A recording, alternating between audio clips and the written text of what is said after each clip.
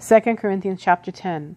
Now I, Paul, myself, am pleading with you by the meekness and gentleness of Christ, who in presence am lowly among you, but being absent am bold toward you. But I beg you that when I am present, I may not be bold with that confidence by which I intend to be bold against some, who thinks of us as if we walked according to the flesh. For though we walk in the flesh, we do not war according to the flesh.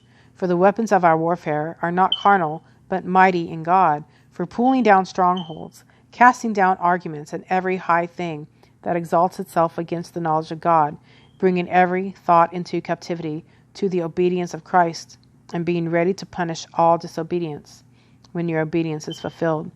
Do you look at things according to the outward appearance? If anyone is convinced in himself that he is Christ, let him again consider this in himself, that just as he is Christ, even so we are Christ. For even if I should boast somewhat more about our authority, which the Lord gave us for edification and not for your destruction, I shall not be ashamed, lest I seem to terrify you by letters.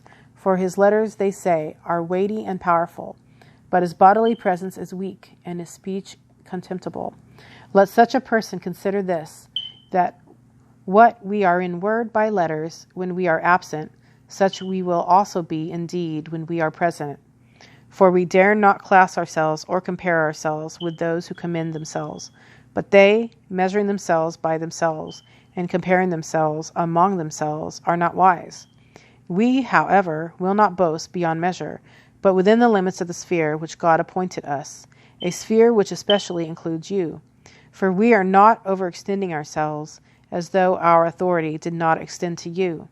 For it was to you that we came with the gospel of Christ, not boasting of things beyond measure, that is, in other men's labors, but having hope, that as your faith is increased, we shall be greatly enlarged by you in our sphere, to preach the gospel in the regions beyond you, and not to boast in another man's sphere of accomplishment.